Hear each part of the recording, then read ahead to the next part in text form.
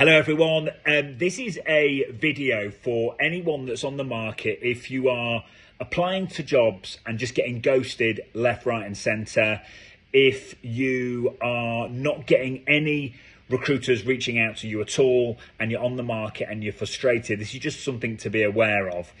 And it's your career history.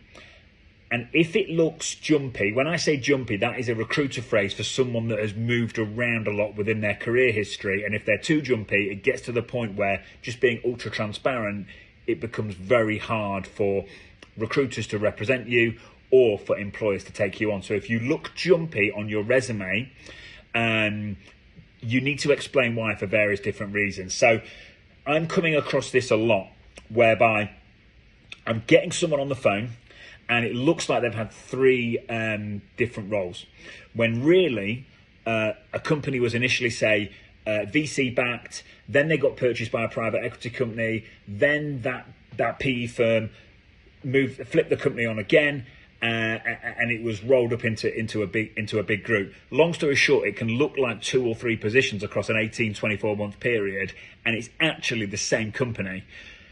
When we're searching and we're going through different things, we're pretty thorough, and we will go, right, okay, yeah, they were VC backed, they were PE backed, they got. Not all recruiters are going to do that. So unless you explicitly put this information on your LinkedIn profile, 99% of recruiters are going to look at that and go, 3 roles in 18 months, no thanks. That's what they're going to do.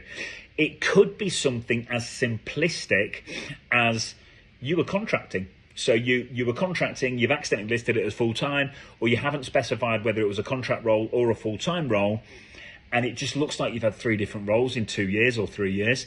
And again, that will make you look jumpy when really you were just contracting for 2 years. So really important to have this explicitly explained on your LinkedIn profile. Just one final point to make, another reason it's really important to put this. The last thing you want to be doing in a technical interview is to be describing your career moves and what went down and trying to articulate that right. You know, you're on a technical interview, you're talking about server-side request forgery or path traversal, or you're talking about your favorite exploit, and you're having to jump from that to explaining like your career moves. Like maybe you articulate your career moves incorrectly and the hiring manager has to actually, it'll just kill the vibe in a technical interview. So I would have it all explained on the LinkedIn profile. If it's not all explained on the LinkedIn profile, if it looks jumpy, it needs to be explained on the LinkedIn profile. If it's not explained on the LinkedIn profile, it needs to be, your career history moves need to be explained on the send over. If you've got a decent recruiter representing you, they'll do that anyway. But if you haven't and you're doing it yourself, you want to have your career moves explained. I hope that's helpful. When I'm kind of knee deep in the thick of it in searches, I'm seeing this all the time. When I see it a lot of the time, I'm just like, I'll just pick up the phone and have a chat and see what's what. But I'm working serious, like we're pretty small. The service we offer is pretty potent. I'm very hands-on and pretty obsessive. So I'll just be like, just in case, I'll pick up the phone. Again, most recruiters aren't doing that. They're just going to look at the profile and go, leave that one. So really explain your career moves.